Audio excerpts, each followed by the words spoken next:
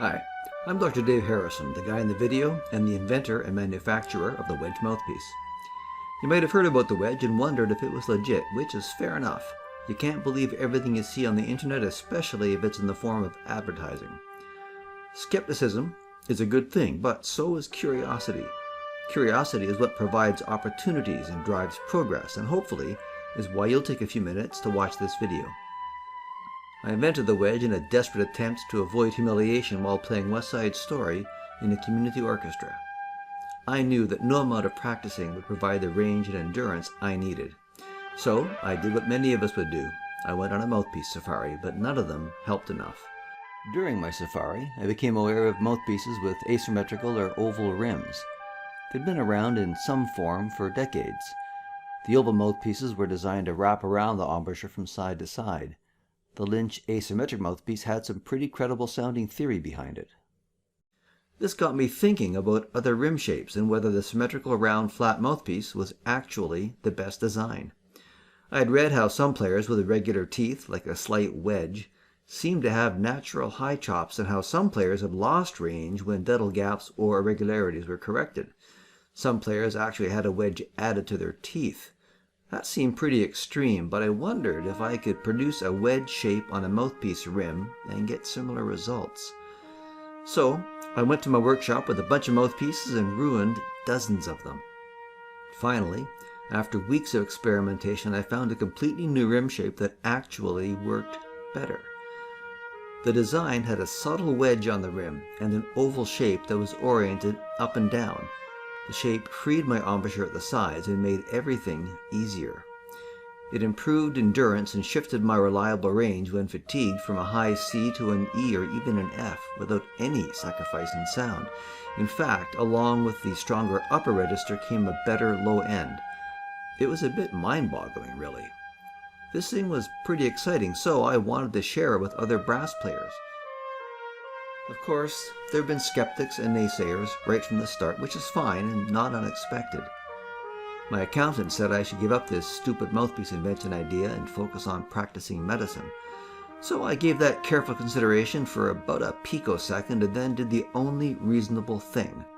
I changed accountants and applied for a patent, taught myself CAD design, learned how to operate a lathe and CNC mill, put a CNC machine in my basement, and set out to offer something truly different in the field of brass mouthpieces while continuing to practice medicine.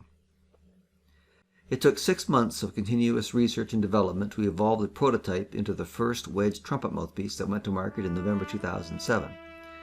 Since then, we've added mouthpieces for other instruments, and the design has been continuously improved. One of the many challenges starting up was that I'd spent the last 15 years as an ER doc, and most doctors are terrible businessmen. I knew nothing about running a manufacturing and retail business, so I decided to structure the whole business around how I would want to be treated as a customer, and that's how we still operate. Today we're a small shop with 4 employees, now located in a rural setting on Gabriola Island, British Columbia. We have thousands of satisfied customers and sell about 3,000 mouthpieces a year. Sales increased by about 50% last year, so the word is spreading. 1/3 of our sales are to repeat customers coming back for their second, third, or fourth mouthpiece. Does this mean that every brass player should play a wedge? No. Should every brass player at least try a wedge? Yes. Why do I say that? Well, it's pretty simple. We have free shipping and a 90-day, no-hassle, money-back guarantee. The wedge will most likely provide an immediate, significant, sustained improvement in your playing. That's why we have so many repeat customers and so few returns. If you switch the wedge and decide at any time you need a different size, you can trade it in for an 80% credit towards a new mouthpiece. Now, to be clear, I am not promoting the wedge as an alternative to practice. But given the importance of practice, why not make the most of it by using the best equipment available?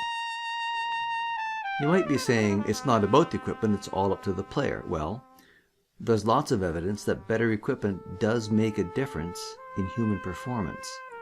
Why do you think that some golf balls, baseball bats, running shoes, and swimsuits are banned in professional and Olympic competition? It's because they enhance performance. If you really believe that better equipment doesn't matter, I'd like to ask you one question. Imagine that you're a trumpet player. Would you rather go on stage using this or this? So, that's an introduction to the Wedge Mouthpiece and who we are as a company.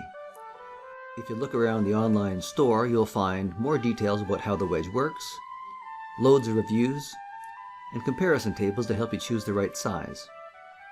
If you have questions, I'm here to help. Dr. Dave, signing off.